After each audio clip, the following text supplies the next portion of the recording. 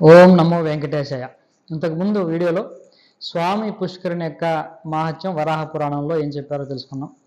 ఇంకా స్వామి పుష్కరు గురించి చాలా చాలా విషయాలు ఉన్నాయి. ఇవన్నీ కూడా పురాణ గాథలు. వాటిలో మనం ఈ వీడియోలో తెలుసుకోవాల్సింది ఏమిటంటే శంకర మహారాజు కథ.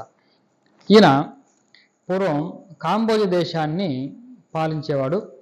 ఇతను ధర్మాత్ముడు, ప్రజల్ని కన్న తండ్రి వలె పాలన చేస్తూ మంచి పేరు తెచ్చుకున్నాడు. ఇతను సులభంగా ప్రతి ఒక్కరిని కూడా నమ్మేసేవాడు.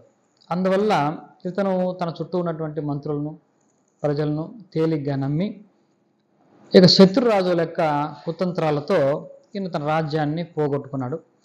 పూర్తిగా రాజ్యం పోయింది, శత్రువులు వశం చేసుకున్నారు. ఆ బాధతో విచారంతో దేశదిమ్మరై ఆయన తిరుగుతూ ఉన్నాడు భార్యతో కలిసి. ఈయన అష్టకష్టాలు పడుతూ అనేక రకాల ప్రదేశాలు తిరుగుతూ ఉన్నాడు. ఇప్పుడు కష్టకాలం వచ్చినప్పుడు ఏం చేయాలి, మనం ఇక గ్రహస్థితి లేనప్పుడు, బాగాలేనప్పుడు ఏం చేయాలి అంటే మనకు పెద్దలు ఏం చెప్పారంటే క్షేత్ర దర్శనం చేయండి, మహాపురుషుల యొక్క సందర్శనం చేయండి, మనకు ఉన్నటువంటి ఆ పాపాలు తొలుగుతాయి అని మనకు చెప్పారు.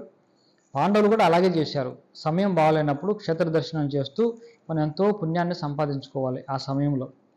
ఎందుకంటే సమయం అనుకూలంగా లేనప్పుడు, మనకు ప్రతికూలంగా ఉన్నప్పుడు మనం ఏం చేసినా మనకు అది బెడిసి కొడుతూ ఉంటుంది కదా. అప్పుడు మనం ఏం చేయాలంటే సంయమనం పాటించాలి. కాబట్టి ఇటువంటి క్షేత్రాలు మహాపురుషుల్ని కలిసినప్పుడు, ఆ క్షేత్రంలో కాసేపు మనం ఉన్నప్పుడు మనము మరింత తప్పు చేయకుండా ఉంటాము. రెండవది, తదనంతరం మన గ్రహస్థితి బాగొచ్చినప్పుడు ఈ పుణ్యం అప్పుడు మనకు ఉపయోగపడుతుంది, మనం మరింత ఎదగడానికి అవకాశం ఉంటుందని. ఈ విధంగా దర్శనం చేస్తూ ఆయన శ్రీరంగము, రామేశ్వరము, మధుర, కంచి ఇలాంటి అనేకమైనటువంటి పుణ్యక్షేత్రాల్లో దర్శనం చేసుకుంటూ ఆఖరికి శ్రీ వెంకటాచలం చేరుకున్నాడు. ఆయన అక్కడ వచ్చి చేరిన తర్వాత అక్కడ స్వర్ణముఖి నదిలో భక్తి శ్రద్ధలతో ఆయన స్నానం ఆచరించి భార్యతో కలిసి అక్కడే కొంతకాలం ఉన్నాడు. అక్కడ దగ్గరలోనే మహాలక్ష్మీదేవి ఆలయం ఉంది. ఆ ఆలయంలో దానికి పద్మసరోవరం అంటారు. ఆ పద్మసరోవరం ఉందని తెలుసుకొని అక్కడికి వెళ్ళి అమ్మవారిని అర్చిస్తూ కొంతకాలం అక్కడే ఉన్నాడు. ఒకసారి పడుకున్నప్పుడు ఆ రాజుకి నిద్రలో ఒక మంచి అద్భుతమైనటువంటి కళ వచ్చింది. ఆ కళలో ఎవరో తనని వెంట తీసుకుని వెళ్తూ వెంకటాచలాన్ని అధిరోహించి కొండ ఎక్కించి ఇతన్ని తీసుకెళ్ళి చివరకు ఆ క్షేత్రం మీద ఉన్నటువంటి స్వామి పుష్కరిణిలో చూపించారు. స్వామి పుష్కరిణి చూపించి, నువ్వు ఇక్కడ స్నానం చేసినట్టయితే నీ కష్టాలన్నీ తొలగుతాయి, నీ గ్రహదోషాలన్నీ కూడా తొలగుతాయి అని చెప్పి అంతర్ధానమయ్యారు. ఆ కళ అంతటితో ఆగిపోయింది. నిద్ర నుంచి మేల్కొన్నాడు. తనకు వచ్చినటువంటి ఆ స్వప్నాన్ని చూసి ఆ మంచి అనుభవాన్ని కలిగించింది కదా, చాలా ఆశ్చర్య పొందుతూ ఆయన శంకర మహారాజు భార్యతో కలిసి ఆ వెంకటాచల క్షేత్రానికి వచ్చారు.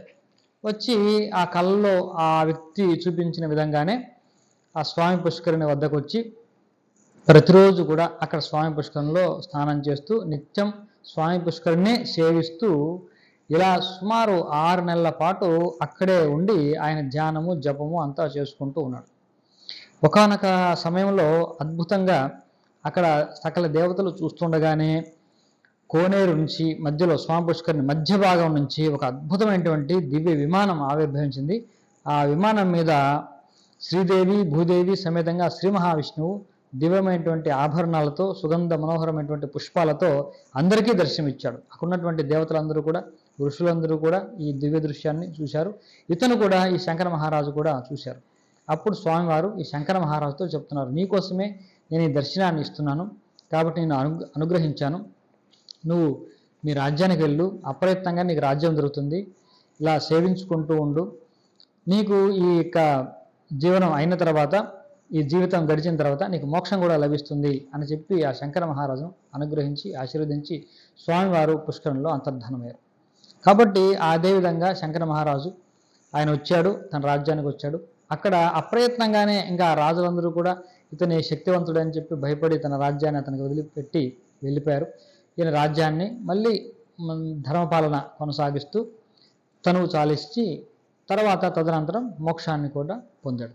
ఇది ఒక పురాణ గాథ. కాబట్టి మనం శ్రీవారి పుష్కరిణి అనేది చాలా ఏదో సింపుల్గా ఉన్నటువంటి తీర్థం అని అనుకోరాదు. ఇది మోక్షాన్ని, మన కోరికలు అన్నింటినీ కూడా తీర్చగలిగినటువంటి శక్తి ఉంటుంది. కానీ శాస్త్రంలో చెప్పిన విధంగా మనం ఆ పద్ధతిని అర్థం చేసుకొని ఆ ఫలితాన్ని మనం పొందాలి. ఓం నమో వెంకటేశాయ.